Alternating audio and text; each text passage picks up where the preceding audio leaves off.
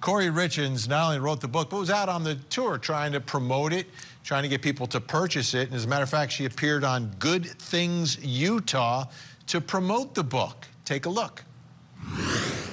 My husband passed away unexpectedly last year, so it's March 4th was a one-year anniversary for us, and he was 39. It completely took us all by shock. And we have 3 little boys, 10, 9, and 6.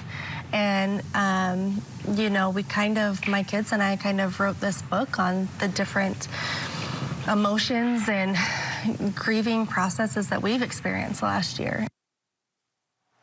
So you saw her on set with the hosts of the show, Good Things Utah. Well, they now have subsequently spoken out to Fox News. Take a listen to what Kouri Richins, one of the hosts, said.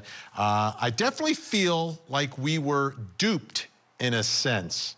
And then the co-host, Dina Manzanares, said, sitting down with her, we both felt she was a little bit cold. She wasn't super emotional. But again, we're trying to show our guests in the best light. We're trying to be on their side. Fascinating. Let's bring back in our guest. Still with us. And joining us now from Los Angeles, forensic psychiatrist, body language expert, columnist of Inside the Criminal Mind, and the Front Page Detectives, Dr. Carole Lieberman is with us. Great to see you. All right, Dr. Carole Lieberman, what do you think of her appearance on that show?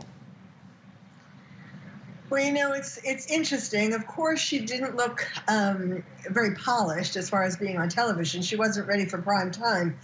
But what was more shocking was how disconnected she felt from the whole thing. Not just that she wasn't a grieving widow, but that she didn't really feel the passion. You know, she could have been talking about, I wrote a cookbook for my kids. You know, they were hungry after my husband died unexpectedly, right?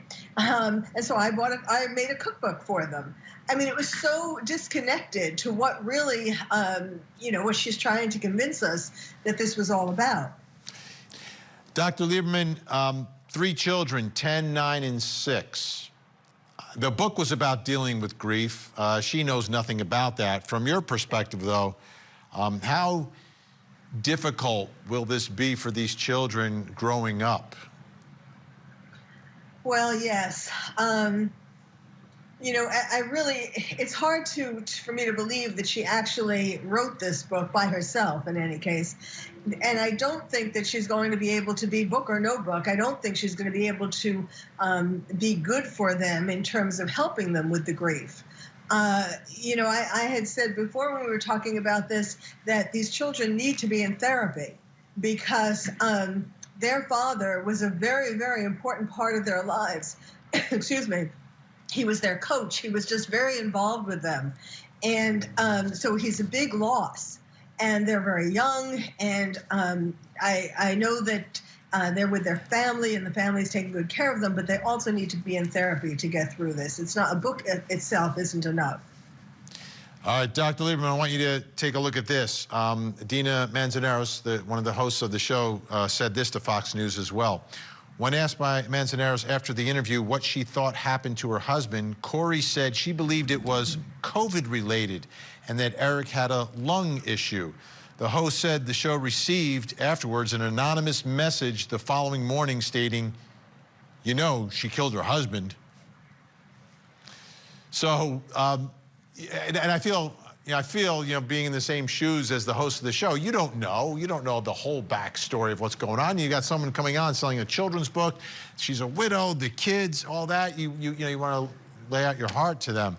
But how about the fact that she's trying to sell the COVID excuse here for how her husband died? Yeah, so that's really interesting because she tells a story about how she had COVID. And I think she's using that as some excuse for why she couldn't go on a trip where the kids were playing a game, you know, and playing sports.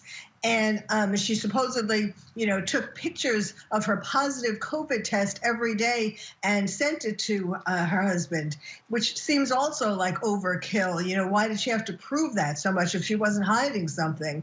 And so then this idea of saying that her husband died from COVID, you know, theoretically, would that be from having gotten it from her at some point, and then he had long COVID. I don't know. It's just, or maybe she just thought of it because she had, if she did have COVID, that she had COVID. She's just trying to come up with these things to save herself. Dr. Carole Lieberman, we started off this hour talking about the right to remain silent and how she did not remain silent, and she's gotten caught up in a whole bunch of lies. She also has a notion for sort of over-explaining things. What does that tell you? Like, she goes on and on and on about this, that, and trying to over-explain to investigators. This is before she ever got charged. That is a symptom of someone who is lying. That is one of the ways of telling someone is lying. Of course, the good part about that is that it's one of the ways that you can catch them in lies more easily. But yes, she did that in her letter that you were reading, her email, and she's doing it. She's trying to find more than one explanation for things, like for the insurance, to give her story insurance. Dr. Carole Lieberman, great to see you tonight. Thank you so much for your help and your insight.